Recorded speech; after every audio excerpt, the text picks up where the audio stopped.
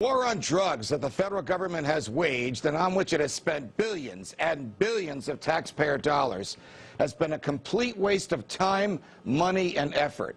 Take marijuana, for instance. It's been grouped together and enforced by the Drug Enforcement Administration with real hardcore drugs like heroin, cocaine, and methamphetamine.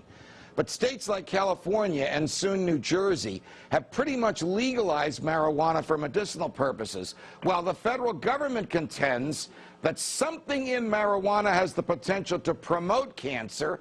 Patients of cancer and other similar ailments actually use marijuana to fight these deadly diseases.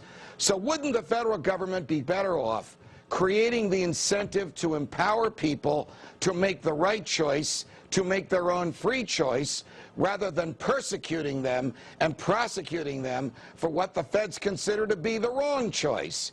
Joining me now is Paul Armentano, Deputy Director of the NORML and of the NORML Foundation. Paul's recent book on the marijuana policy subject is called Marijuana is Safer, So Why Are They Driving Us to Drink? Paul is an expert on the subject of marijuana and marijuana policy. Paul, welcome to Freedom Watch. Thank you for having me. Can the legitimate, prescribed, controlled use of marijuana diminish the effects of certain cancers? Well, we've known this. Well, when I say we, I should refer to scientists in this field. And in fact, our own federal government has known since about 1975 that the active compounds in marijuana, known as the cannabinoids, things like THC and several other unique properties, actually have the ability to selectively target cancer cells and kill those cells, sort of the holy grail for cancer research. And frustratingly, the federal government has not funded appropriately clinical trials in humans on this sort of work. But we've known that marijuana has these effects in animals now for over 3 decades. Is the federal government currently, we all know about the Raich case in California, a horrible Supreme Court opinion that basically said the federal government can, under the Interstate Commerce Clause, regulate marijuana that is not commerce and doesn't move interstate, basically ban you from growing it in your own backyard. But does the present Justice Department under President Obama enforce the federal government's antediluvian and draconian laws on marijuana in states where the state government authorizes physicians to prescribe it for medicinal purposes? Well, clearly this is less of a priority for this administration than it was the previous administration. When now President Obama was campaigning, he actually pledged not to use federal justice resources to target individuals in these 13 states that allow for the medical use of marijuana under state law.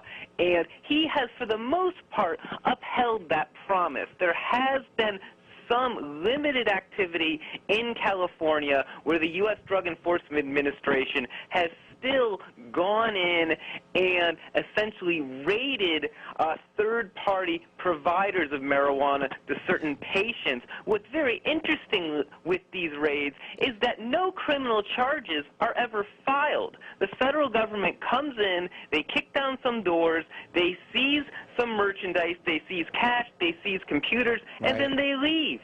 Wow. It's just an effort to steal a product and to frustrate something on the cutting edge of medicine. A long time ago, when the Congress decided in its great wisdom to make marijuana illegal, were there any sound studies or any reasons given for it? Or did some of them just say, well, you know what, people can get high on this. We had the problem with prohibition, we might as well get rid of marijuana as well?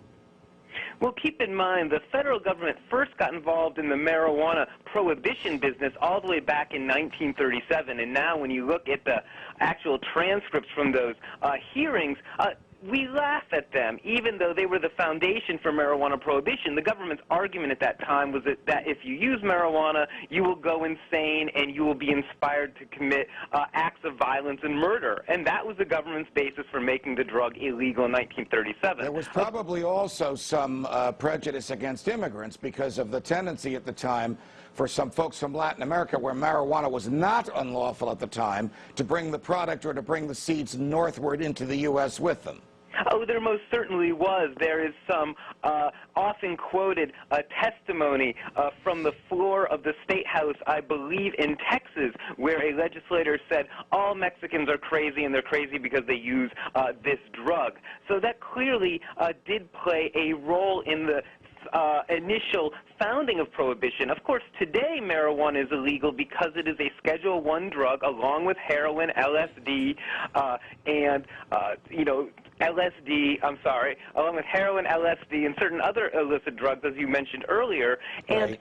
it is, and to address the question you asked, ironically, when the federal government classified marijuana in 1970 as a Schedule I drug, under the same legislation, Congress was to appoint a nonpartisan commission to review marijuana and its health effects, to make determinations on public policy. And that commission, known as the Schaefer Commission, reported in 1972 and recommended to Congress and to President Nixon that marijuana not be a Schedule I drug and that its possession and use by adults no longer be a criminal offense. Of course, Congress and the President ignored that report, right. Continuing the prohibition that we still have today. We're chatting with Paul Armentano from NORML about whether or not it is wise, whether or not it is moral, and whether or not it is constitutional for the federal government to prosecute people who grow or use marijuana.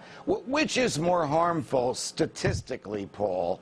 The moderate use of marijuana or the moderate use of alcohol? Or, I'll give you a different case, the excessive use of marijuana versus the excessive use of alcohol. Balance them for me, or tell me which causes more harm to society. Well, if we are looking at either the harm caused by the drug to the individual user, or if we're looking at the harm caused by drug use to society, clearly alcohol is the far more detrimental substance.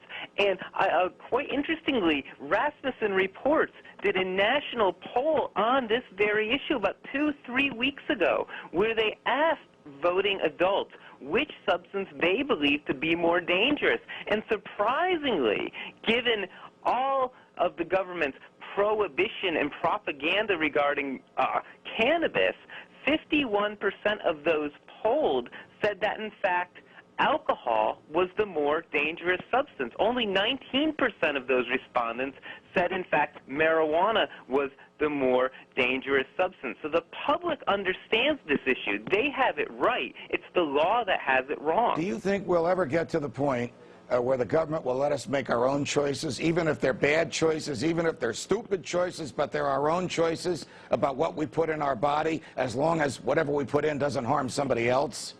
Let's certainly hope so. I mean, that is one of the main reasons why this prohibition of marijuana is so detrimental. The federal government has drawn an arbitrary line that says adults can put certain substances in their body and then other substances they cannot put in their body. And that line is not based on science. It's not based on potential dangers to the user or potential dangers to society. As I noted, it's strictly an arbitrary line. Yet we have arrested in this country over 20 million Americans since 1965 on marijuana offenses.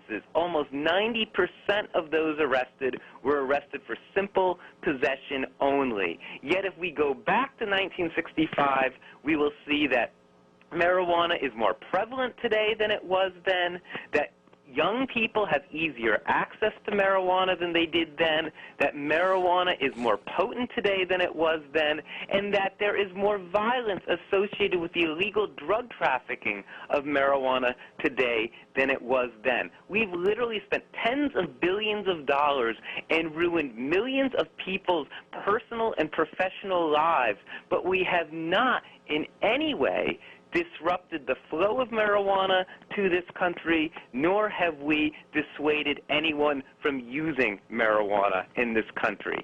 It is time to acknowledge this reality and regulate marijuana in a manner similar to alcohol. Paul Armentano, thanks for joining us on Freedom Watch. Thanks for having me. You can catch today's show on foxnews.com/freedomwatch and on Sirius 145.